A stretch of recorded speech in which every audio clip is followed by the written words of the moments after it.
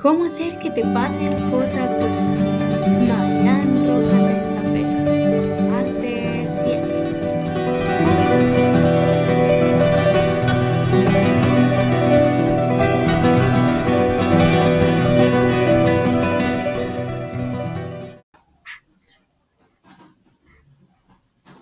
Recuerdos de alto nivel de carga emocional. Existen sucesos o recuerdos que poseen un nivel de carga emocional potente.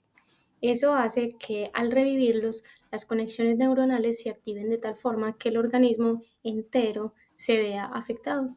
Temblor, taquicardia, sudoración, taquipnea, con la consecuente subida del cortisol y adrenalina. Una persona con la amígdala afectada o dañada tiene problemas serios para detectar la alarma, el peligro o el riesgo. El secuestro amigdalar, amígdala hijack, acuñado por Daniel Goleman en su libro sobre inteligencia emocional, se refiere a aquellas respuestas emocionales que surgen de forma abrupta y exagerada.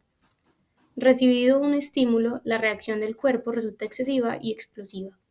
No se trata de un problema mental como tal, sino de un suceso pasado con gran carga emotiva que bloquea al que lo sufrió. De modo que, ante un evento actual que lo revive indirectamente, el sujeto no es capaz de decidir o razonar con claridad. El individuo que responde de esta forma se encuentra anulado por sus emociones. Todos conocemos personas que han pasado por esto. Son individuos con gran temperamento. Frente a pequeños estímulos, la repercusión ante los demás es de choque frontal.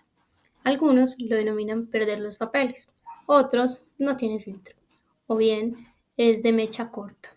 Solución: existe. Hay que aprender a gestionar las emociones y trabajar en entender el origen de esas reacciones abruptas. El caso de Guillermo. Guillermo es un hombre casado desde hace 3 años con Laura. Se conocieron en un congreso médico de Atlanta, él trabaja en un laboratorio y ella es cardióloga. Ella acudía casi siempre con su pareja de entonces, otro médico del mismo hospital, a las convenciones, pero en esa ocasión no había podido acompañarla. Guillermo ya había tratado con Laura varias veces debido a su profesión. Le parecía una mujer atractiva y le gustaba pasar tiempo con ella. Era consciente de que tenía pareja, un médico al que él había visitado por otros asuntos alguna vez, y por lo tanto se mantenía a raya. Durante el congreso percibió un cambio en Laura, estaba más amable y cercana y se notaba que ella intentaba dedicarle más tiempo.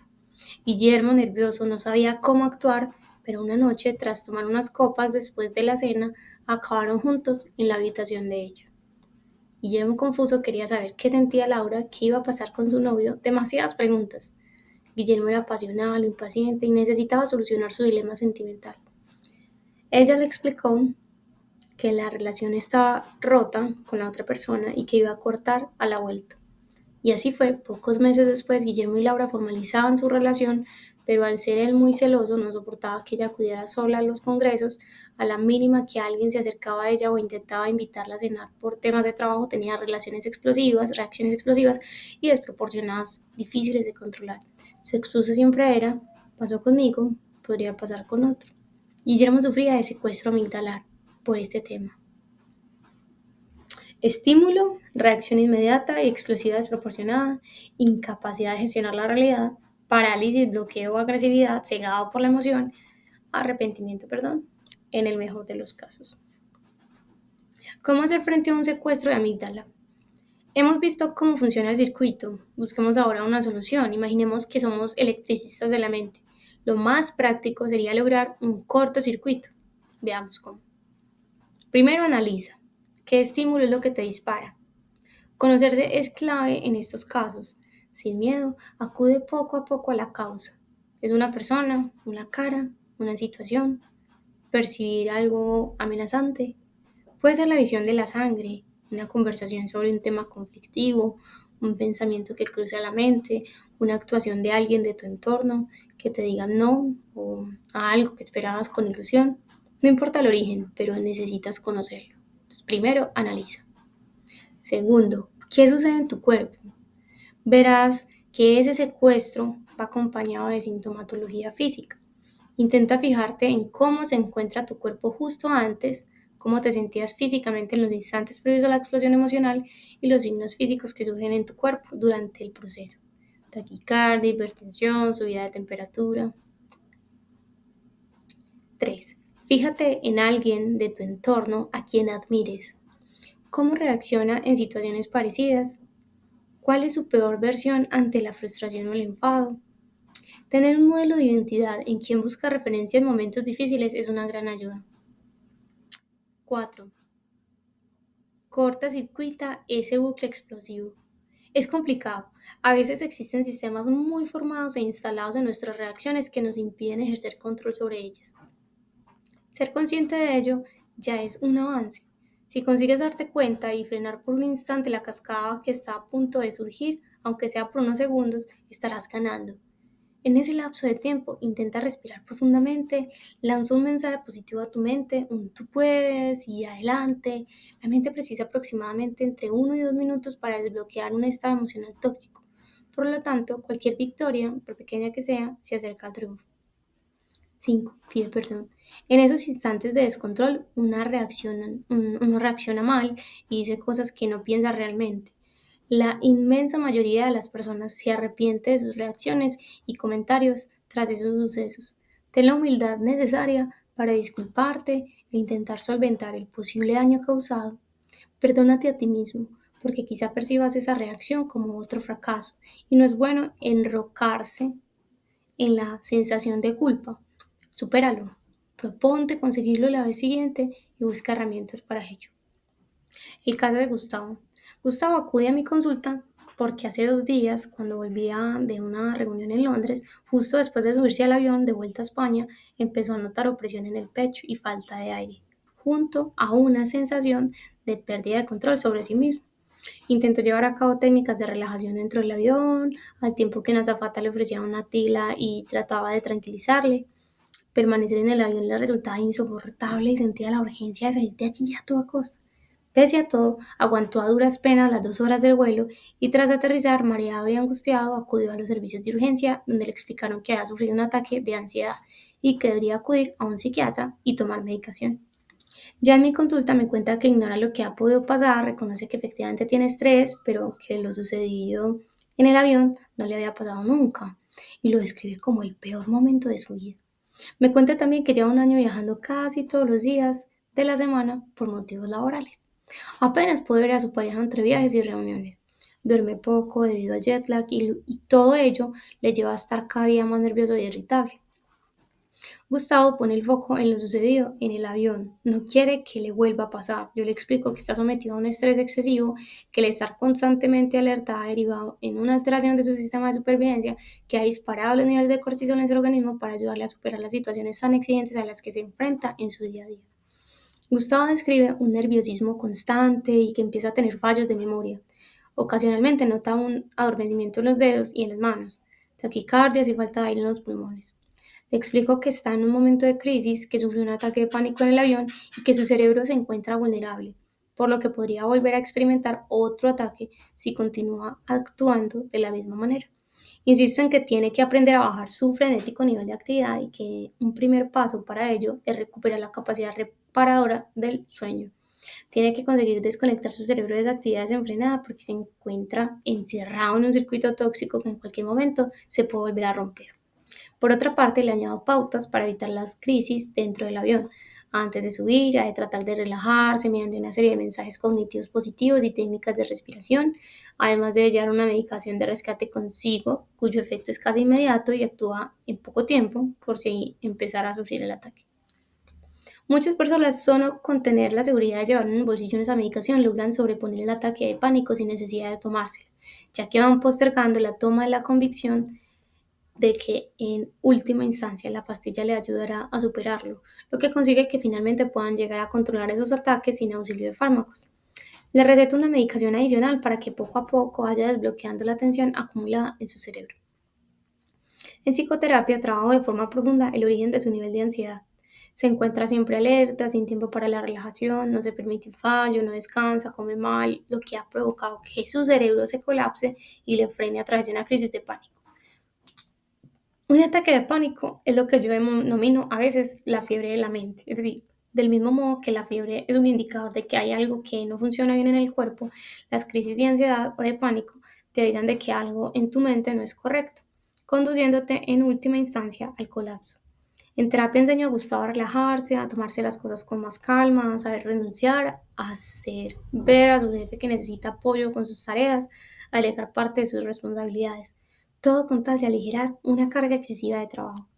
Poco a poco, Gustavo empieza a sentirse mejor. Al principio persiste el miedo a doblar, pero no insisto porque eso es un accesorio. Posponemos ese objetivo hasta que se vaya encontrando mejor. Con el tiempo empieza a realizar vuelos cortos de hora u hora y media aproximadamente para los que se preparan mediante mensajes cognitivos positivos. Al saber que lleva consigo medicación de rescate y técnicas de relajación y control de la respiración, mediante estas técnicas y la seguridad de que le aporta llevar consigo la medicación de rescate que solo ha necesitado tomar en 2 ocasiones en un año de tratamiento. Gustavo va encontrándose mucho mejor y ya se sube en aviones sin excesivas complicaciones y su cuerpo poco a poco va recuperando la calma. Si una persona vive constantemente alerta, genera una interpretación de la realidad peor de lo que es, responde ante lo que le sucede en su interior como si fueran amenazas reales, el cerebro se confunde al responder. El control de la respiración, con los ojos cerrados y prestando atención a cada una de las sensaciones del cuerpo, es una de las medidas más eficaces para estimular el funcionamiento del sistema nervioso parasimpático, que como ya dijimos regula el equilibrio interno o homeostasis, activa los órganos que mantienen el organismo en situaciones de calma, glándulas salivares, estómago, páncreas o vejiga, e inhibe aquellos que preparan el organismo para las situaciones de emergencia o tensión, iris, corazón o pulmones. Cuando uno consigue mantener su atención enfocada en la respiración, en el presente, en el aquí y el ahora, desenchando cualquier pensamiento que le dirija hacia el pasado o le enfoque hacia el futuro, va logrando poco a poco, con cada respiración, relajarse y recuperar la serenidad y la confianza perdida. Unas sencillas claves para afrontar tus miedos y la ansiedad son: aprende a reconocerlos, sé consciente, no los anules ni ocultes. Toda emoción reprimida retorna por la puerta trasera y puede ser el origen de heridas y sufrimientos físicos y psicológicos. El miedo que supera sintiéndolo y dando un paso adelante. El miedo se vence cambiando. Insisto, no temas en volver al origen, acude a desenmarañar los principios y causas de sus inseguridades, pero ojo, cuidado con las terapias imposibles, que acaban perjudicando más que ayudando. Intentando entender tus miedos, podrás enfrentarlos mejor y superarlos. Cuando entendemos algo, sabemos afrontarlo y el miedo disminuye. El miedo siempre va a existir. Aprende a ser optimista y encuentra la salida al bucle tormentoso de pensamientos que te bloquean. No olvides que el miedo es un gran embustero. Disfraza la realidad como peor de lo que es. Confía en ti. La manera en la que te proyectas tiene la capacidad de poner en marcha la mejor versión de tu cerebro. La confianza en ti mismo. Ilusionarte con conseguir tus objetivos activa tu creatividad, tu capacidad de resolver problemas y percibir la vida con más ilusión. Mejora tu capacidad de atención. Hablaremos en profundidad en el capítulo 5 con el sistema reticular activador ascendente. Los miedos, la ansiedad se cronifican cuando uno no tiene capacidad de enfocar su atención de forma correcta. Educa tu voz interior, que sirva para animarte y no para hundirte o influirte negativamente. Esquiva los pensamientos tóxicos que vienen para llevarte de nuevo a la crisis de angustia o para maximizar los miedos. Cuida la alimentación. Te doy un ejemplo. Los episodios de hipoglucemia tienen la capacidad de alterarte profundamente y activar el miedo. Prescinde de la cafeína y del alcohol. Descansa. La falta de sueño nos hace más vulnerables a los miedos, nos lleva a interpretar la realidad de forma más amenazante de lo que es. Nos convertimos en lo que pensamos. El miedo es inevitable, el sufrimiento que produce es opcional.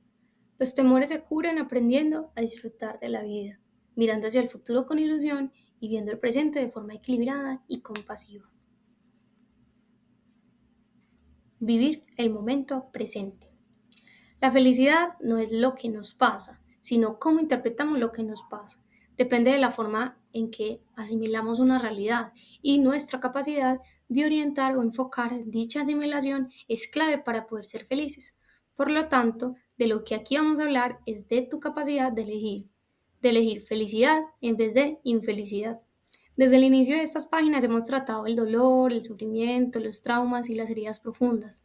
No venimos a negar el mundo real. Hablaremos de la tolerancia a la frustración más adelante, pero sí a aprender a disfrutar en la medida de lo posible a pesar de los pesares. Tu realidad depende de cómo decides percibirla. Entiendo que te sorprenda este mensaje y surjan en ti mil frases, barreras y resistencias de este tipo.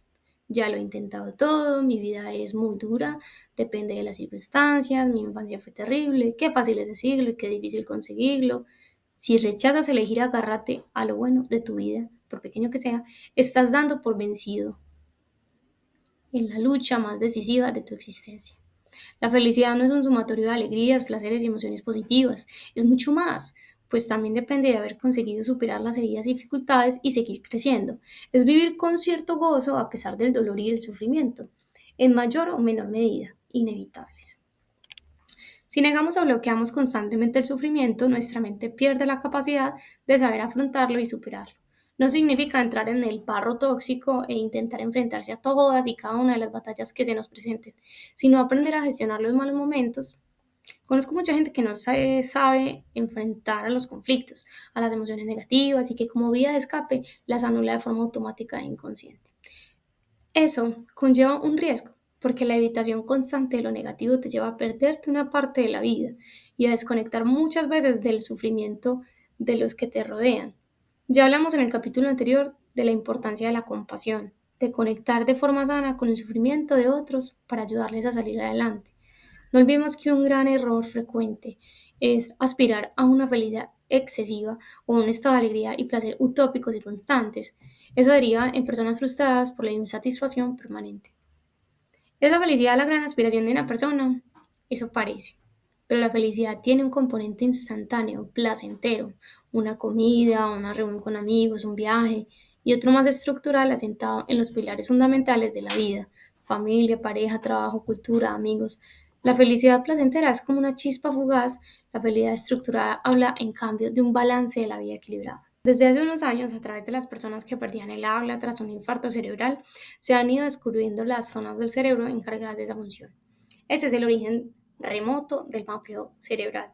Actualmente contamos con herramientas para conocer en tiempo real cómo funciona el cerebro, lo que nos permite observar en directo cómo reaccionan y se alteran ciertas zonas cuando se realiza una actividad o se experimenta un estímulo.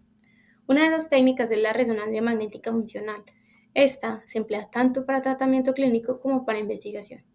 Mediante ella podemos detectar los cambios de distribución de los flujos de sangre en los diferentes momentos, permitiéndonos así conocer la mente y el sistema nervioso de forma mucho más profunda y global, sin necesidad de medios más agresivos como abrir el cerebro o esperar a una autopsia. Esta técnica de neuroimagen avanzada nos da la oportunidad de observar cómo se activa nuestro cerebro ante ciertos pensamientos, motivaciones o estados de ansiedad o depresión. Uno de los descubrimientos más fundamentales. Cada pensamiento genera un cambio mental y fisiológico. Insisto, en esa idea en varios momentos del libro. No lo olvides, porque si eres de aquellos que sufren, que pierden el control de sí mismos, que quieren conocerse mejor, entender este procedimiento te va a ayudar mucho. Desde pequeños contamos con conceptos autoimpuestos o que hemos asimilado sobre nosotros mismos. Soy impulsivo, siempre he sido así, mi padre era igual, soy nervioso, odio las masas, me dan miedo los aviones. Esas sentencias sobre ti mismo funcionan en la práctica como barreras mentales que te impiden avanzar libremente en esos campos. Digo, sentencias porque tienen un impacto en ti casi bloqueante, como si cayeran del cielo, cual condena. Las emociones que nos perjudican son debidas a un pensamiento, más o menos consciente, y los pensamientos los podemos educar o reeducar. Para llegar a ser una persona feliz, en paz y completa, precisas trabajar de forma en la que piensas y si lo haces te sorprenderás con los resultados. ¿Cómo cambia tu realidad cuando cambias tu manera de pensar? Examina profundamente las ideas que tienes sobre ti mismo, a las que surgen en ti en los momentos más oscuros de tristeza o angustia. Esa emoción tóxica sucede porque algo cruza tu mente y ese algo te invade de forma perjudicial. No es fácil. Existen lo que denomino automatismos, reacciones que brotan de forma involuntaria porque llevan toda la vida haciéndolo ante ciertos estímulos o pensamientos. Es complejo desligarse de los debería que se han colado en el comportamiento desde hace tiempo. Para modificar los pensamientos tóxicos del sistema de creencias, la forma de procesar la información, uno debe fijarse en cuáles son sus pensamientos limitantes o sus barreras. Ese sistema de creencias no tiene por qué ser malo, de hecho en muchas ocasiones es muy positivo. Por ejemplo, si cada vez que vas a salir el sol te alegras y piensas que ese día va a rendir más porque el sol te transmite energía a tu organismo, tu sistema de creencias te está ayudando. Pero si al contrario ves nubes grises o inició la lluvia y sale de ti este día va a ser horrible, tu sistema de creencias se está limitando. Esto puede suceder con eventos exteriores o con ideas y sensaciones interiores. Si llegas a una cena con amigos y algo no te encaja o te sientes incómodo, probablemente haya algo ahí de que inconscientemente te haya recordado una experiencia negativa pasada. La comida, alguna persona, la distribución de las personas en la mesa, un olor. Podemos educar la mente y regular nuestras emociones. Pensemos, por ejemplo, en ir en bicicleta. Cuando uno se sube en una bicicleta por primera vez, en general, usa reines laterales para evitar caerse. A medida que uno le pierde el miedo, se atreve a coger más velocidad, a bajar cuestas, incluso a soltar la mano del manillar. Un día quitas las ruedas accesorias y luchas contra el equilibrio. Piensas que no podrás, que te caerás, quizás así suceda, pero de golpe lo has conseguido. Puede que pasen meses o años y subas de nuevo a la bicicleta sin más, sin necesidad de volver a pasar por los ruedines, porque tu mente y su equilibrio ya sabía hacerlo. En la educación de los pensamientos sucede algo parecido. Lógicamente no es un proceso tan sencillo. Para ejercitar la mente tiene un efecto extraordinario en la forma en que percibimos la realidad. Si cada vez que vas a ir en bici o a coger un coche o a esquiar, solo piensas en las ocasiones en las que te caíste, tuviste un accidente o te hiciste daño, acabarás evitando esas actividades por el desgaste mental que te suponen. Esa es la causa por la cual un pensamiento se transforma en una certeza limitante cuando lo fundamentas de tal forma que se convierte en una excusa para evitar hacer algo. Tu mente ha ido forjando automatismos a lo largo de la vida que desembocan en bloqueos inútiles ante ciertos desafíos o retos que surgen. Por eso hablamos de decisión. Toma el control sobre ti, evita echar la culpa al resto, a las personas tóxicas que te rodean o a las circunstancias sociales, económicas de tu entorno. Abandona tu rol de víctima, empieza a ser el protagonista de tu vida. Te presento un esquema que puede ayudarte a entender tu forma de actuar y sentir en tu instante presente. Esquema de realidad. Estado de ánimo. Drogas, actitud, salud, circunstancias externas, personalidad, bioquímica, sueño. Genera respuesta, creatividad, solución de problemas, información exterior, interpretación de la realidad, actuación, crecimiento, protección, capacidad de atención, sistema reticular activador ascendente, interpretación de la realidad, o sistema de creencias, interpretación de la realidad. Activan crecimiento, protección, simpático, parasimpático, mecanismos fisiológicos, moléculas, cuerpo, somatizar, moléculas, membrana celular, epigenética. Moléculas, cerebro, creatividad, resolución de problemas, respuesta, estado de ánimo y vuelve y juega. Tras recibir una señal del exterior, reaccionamos e interpretamos la realidad dependiendo de tres factores: nuestro sistema de creencias, nuestro estado de ánimo, nuestra capacidad de atención y percepción de la realidad. Tras esa interpretación del cuerpo, responderá en modo alerta o en modo protección, sistema nervioso simpático o parasimpático, afectando a la mente y al organismo. Entremos a analizar con detalle cada una de ellas. Empecemos por el sistema de creencias. ¿En qué consiste el sistema de creencias? Tu sistema de creencias está basado en tus ideas prefijadas sobre la forma de ver la vida y el mundo que te rodea y lo que crees de ti mismo, bien sea porque has llegado tú solito a esa conclusión o porque desde niño o incluso desde adulto no han parado de repetírtelo. Soy así, siempre he tenido mal despertar, me cuesta la gente, me da miedo volar, no se me dan bien los deportes. Estas creencias son opiniones que tenemos sobre los diferentes aspectos de la vida, están íntimamente ligadas a la manera que tenemos de interpretar el mundo y pueden ser de tipo consciente, me doy cuenta, e inconsciente, porque llevan toda la vida ahí. Ese sistema de creencias incluye los valores que matizan la manera que tenemos de sentir, actuar y reaccionar. Las creencias se van formando a lo largo de la vida y traducen la visión personalizada y específica que tenemos cada uno de percibir la vida. A veces los adolescentes fuman y beben a temprana edad porque se sienten más adultos. Existen otros factores que influyen en comenzar a beber, pero una causa muy común es la inseguridad, el hecho de que haciéndolo se sienten más aceptados a nivel social, sabiendo que es malo para la salud y que perjudica profundamente su creencia inconsciente sobre ellos mismos ante el alcohol o el tabaco que se impone a los riesgos racionales que esto implica. ¿Por qué es tan importante reflexionar sobre esto? El sistema de creencias nos predispone en la vida y forma una fuente de influencia muy potente. Nos aporta argumentos automáticos para actuar de una u otra manera. Son juicios profundamente enraizados en nuestra mente que nunca nos cuestionamos y que son decisivos, puesto que sobre la base de ellos construimos nuestra interpretación de la realidad y nuestra reacción a ella. Esas creencias son universales, las tenemos sobre el mundo en general, los demás, nosotros mismos, los conceptos, las ideologías. Cuando las cosas no salen nunca como esperamos o sufrimos siempre por todo lo que nos rodea, si nos sentimos radicalmente inadaptados, quizá es que primero deberíamos analizar cómo está construido nuestro sistema, nuestra visión del mundo.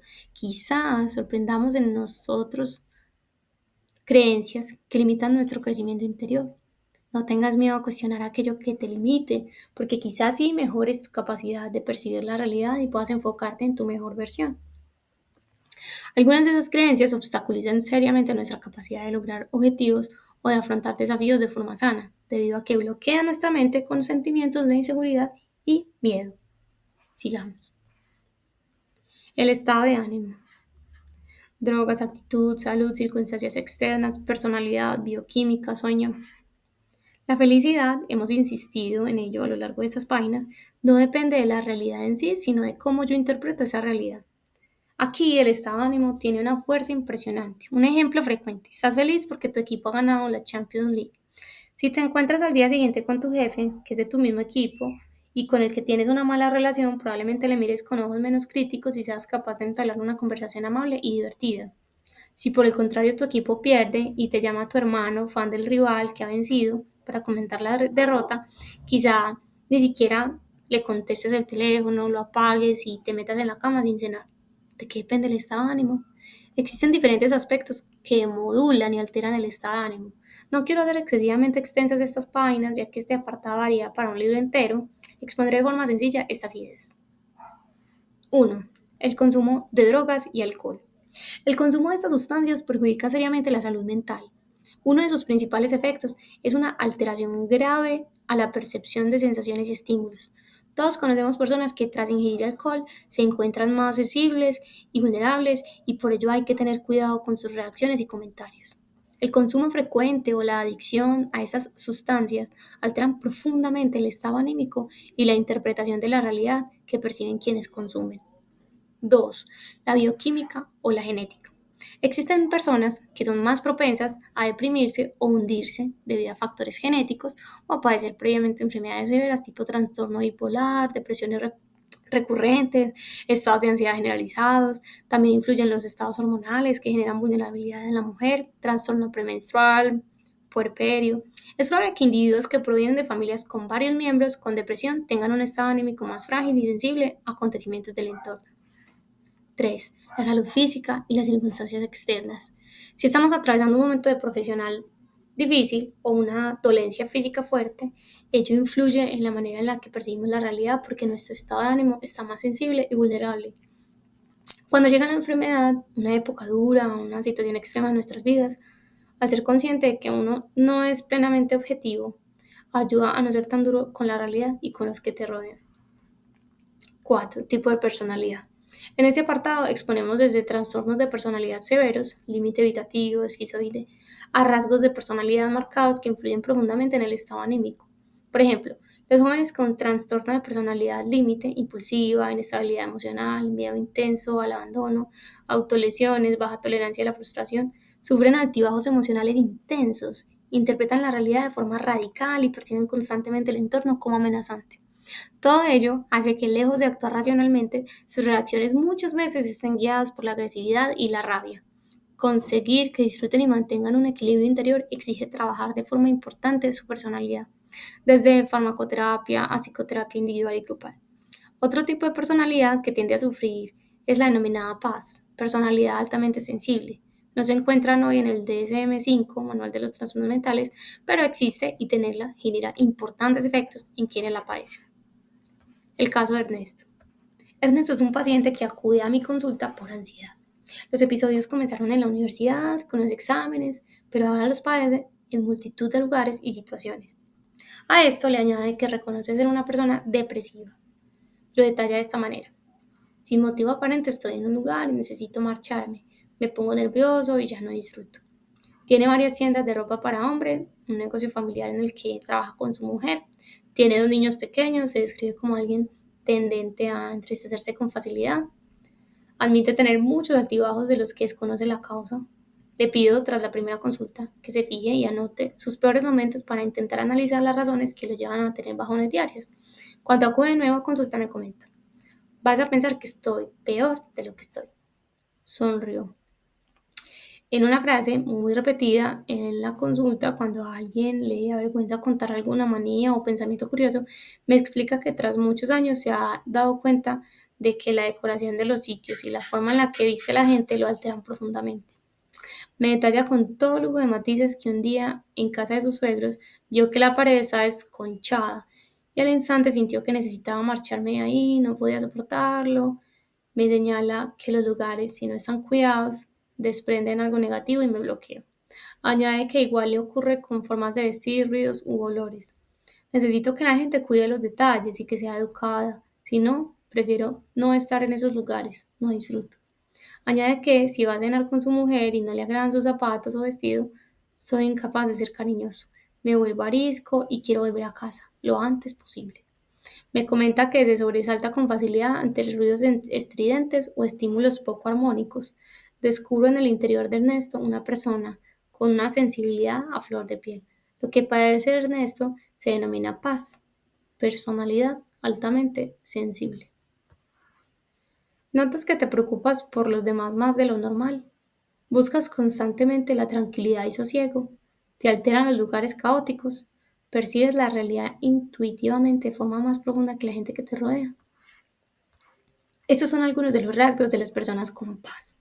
Individuos que poseen un sistema nervioso más sensible y perciben con mayor intensidad los cambios y detalles del entorno. Un exceso de estimulación los perturba profundamente.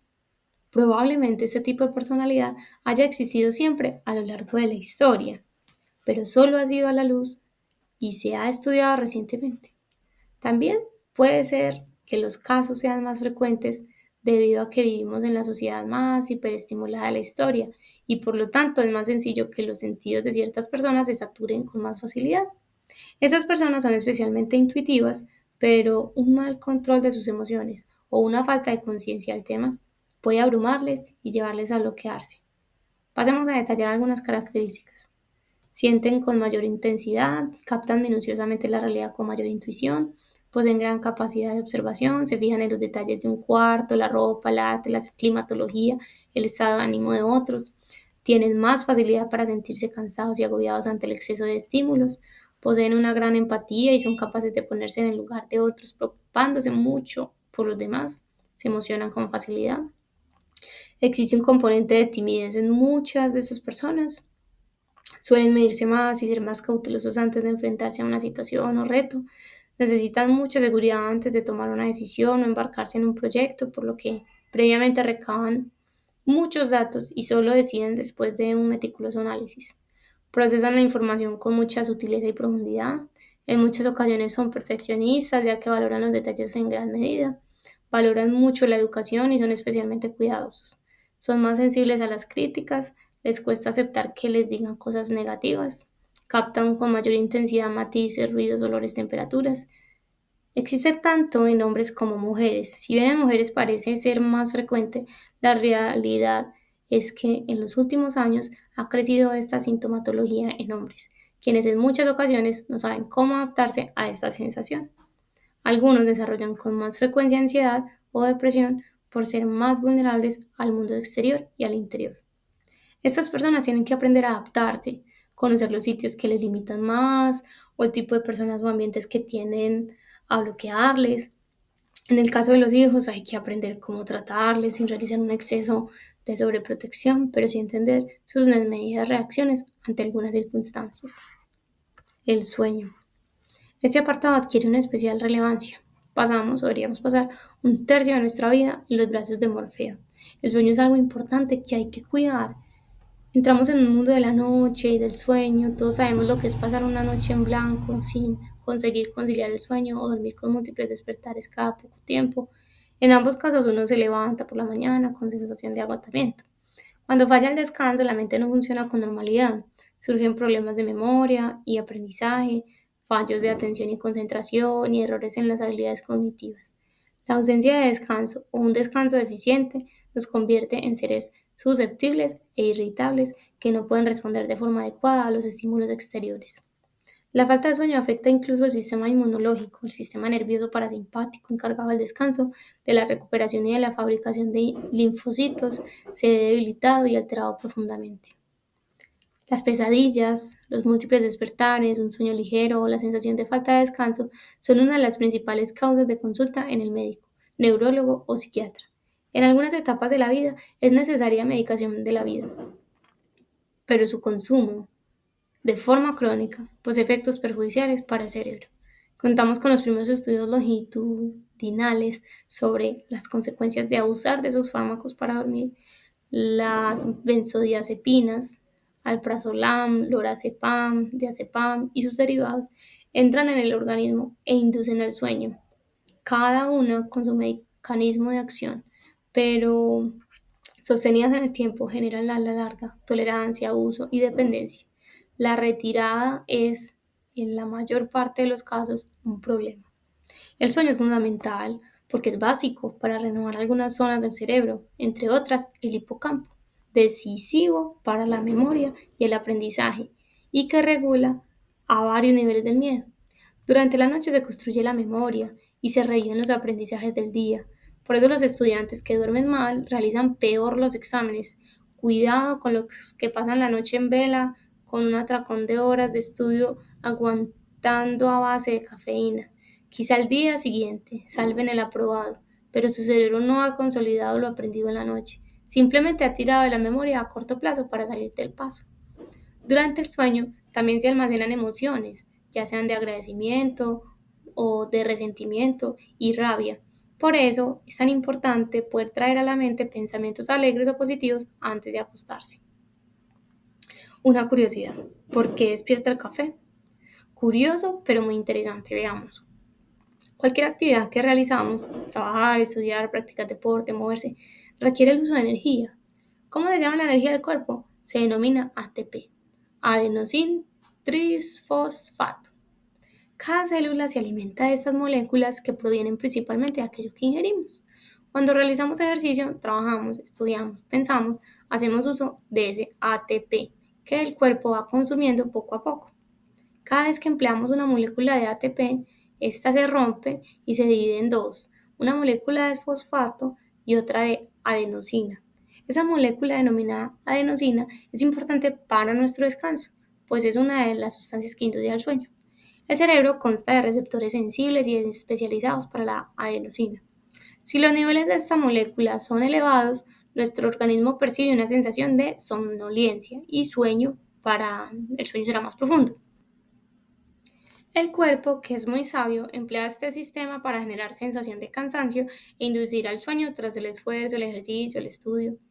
Existen otras moléculas responsables del proceso de reposo, pero los niveles elevados de adenosina poseen una gran repercusión en el sueño y nos ayuda a descansar mejor. ¿Cuál es el rol del café? Aquí entra en juego la famosa cafeína, la molécula antisueño, por antonomasia. Fue descubierta por el químico alemán Friedrich Ferdinand Runge en 1819. Posee una gran similitud con la adenosina.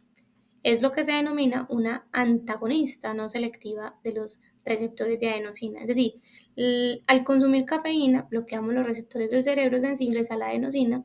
En ese momento el cerebro ya no recibe la señal de que tiene sueño, por lo que aguantará más tiempo despierto trabajando o realizando alguna actividad. Dormir poco tiene efectos nocivos para el cuerpo y para la mente. El ser humano en general necesita 4 o 5 ciclos del sueño. La duración de cada uno de ellos es en torno a 90 minutos. Un ejemplo que seguro te ha sucedido en alguna ocasión. Te despiertas en medio de la noche con sensación de estar despejado. Te vuelves a dormir y cuando te levantas por la mañana con el despertador te sientes aturdido y cansado. ¿A qué se debe? Está relacionado con los ciclos del sueño.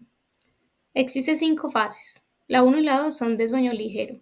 La 3 y la 4 son de sueño profundo. Y la 5, la fase REM, Rapid Eye Movement, es donde uno tiene los sueños. Cada ciclo dura, como lo hemos dicho, unos 90 minutos. 60 o 65 minutos de las fases 1 a la 4 más 20 minutos de la fase 5. La ciencia del sueño lo que postula es que no depende tanto del número de horas que uno pasa en la cama, sino de los ciclos del sueño realizados. Un truco que puede ser de utilidad si tus fases de sueño son regulares en este, busca una hora para levantarte que vaya de hora y media.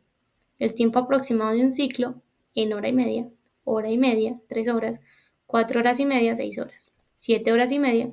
Todo depende de si necesitas madrugar, tienes un viaje, cuentas con menos tiempo o estás esperando a gestionar tu sueño. Pongamos un ejemplo, si te acuestas a las 12 y pones el despertador a las 7 y media, te costará menos despertarte e incluso notarás que tu cerebro se activa con facilidad y mayor frescura. Si lo pones a las 8, aunque duermas más, curiosamente, te supondrá un mayor esfuerzo levantarte. Tu despertador habrá sonado en plena fase del sueño profundo. Cada persona es un mundo y sus ciclos se ven afectados por factores como el ejercicio, el estrés, la meditación, la medicación o el alcohol. Todos conocemos a alguna persona que duerme menos de 5 horas, que funciona y se encuentra en condiciones óptimas para trabajar. Por eso los ciclos del sueño de cada cual merecen ser estudiados individualmente para adaptar a ellos nuestros horarios. Higiene del sueño. 5 consejos para dormir bien. A. Prescinde de los dispositivos antes de dormir. Cuidado con la pantalla, los videojuegos, las redes sociales. Antes de meterte en la cama, existen varios estudios que señalan el efecto perjudicial de la luz de una pantalla, teléfono, smartphone, tableta, antes de acostarse. Un estudio publicado en 2014 por la revista British Medical Journal, realizado a 9.846 adolescentes entre 16 y 19 años, demostró que el uso de la pantalla alteraba el patrón normal del sueño. Cuanto más se emplea un dispositivo antes de dormir, mayor es el riesgo de descanso defectuoso. El problema radica en el Sleep Onset Latency, SOL, es decir, el tiempo empleado en quedarse dormido. La luz azul del aparato obstaculiza la secreción de la hormona del sueño, la melatonina. Los estudios afirman que esta luz disminuye hasta el 22% de la reproducción de la sustancia. Algunos dispositivos ya cuentan con modo noche, donde la luz que emite la pantalla es filtrada y afecta de forma mucho menos intensa a la melatonina. B. Cuidado con los estímulos emocionales. Una conversación que te inquieta, una cena que termina en conflicto, una discusión acalorada con tu pareja, son ingredientes para que esa noche no descanses de forma adecuada. Si ves una película que te aterra o las noticias te perturban, replantéate lo último que llevas a tu vista y a tu mente antes de acostarte. Cada persona es un mundo para el tema del descanso. Hay gente que se duerme incluso en plena película de acción y otros que no consiguen descansar por culpa de estímulos casi imperceptibles. Lo importante es que te conozcas y aceptes que hay etapas de tu vida en las que estás más vulnerable y para no perjudicar la calidad de tu descanso deberás prestar más atención a las emociones que afectan tu sueño. C. Cuida los últimos pensamientos antes de cerrar los ojos. Cuidado con repasar todo lo que te preocupa dentro de la cama. Intenta no anticipar todo lo negativo que ha sucedido ese día o puede suceder al día siguiente. Enfócate en algo alegre y positivo que te haya pasado o que te haga sonreír.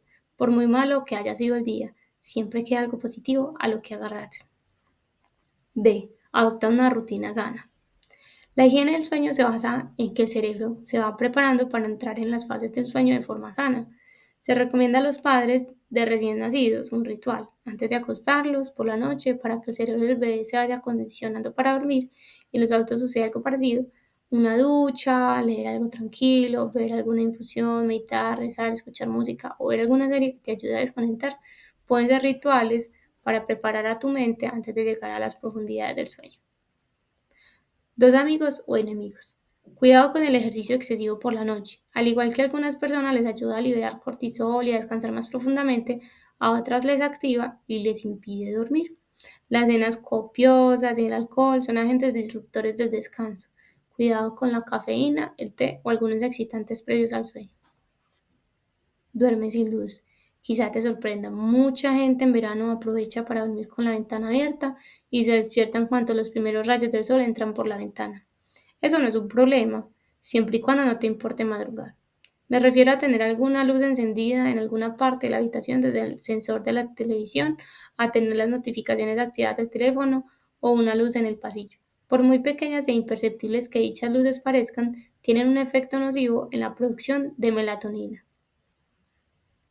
6. El estado de ánimo depende de la actitud. La actitud previa a cualquier situación determina cómo respondo a ella. La manera que me enfrento a una entrevista de trabajo, a una cita amorosa, a un examen, influye de forma crucial en el resultado de las mismas. Hay gente que prefiere ir siempre pensando en lo peor para no ilusionarse en vano. Es cierto que de esa manera uno se sorprende en positivo al disfrutar de algo inesperado, pero sabemos que el cerebro se activa de forma impresionante al poner una actitud positiva como centro de comportamiento. La actitud es la decisión con la que yo decido enfrentarme a la vida. Al ser una decisión, uno siempre se puede trabajar y mejorar en ello. La actitud es un potente activador del estado de ánimo. Hay veces que uno se encuentra en un estado depresivo que no responde a actitudes de ningún tipo, pero sabemos que en cuanto una persona que sufre, enferma y presenta dolencias emplea su mejor disposición, aunque le cueste, las cosas poco a poco mejoran y fluyen.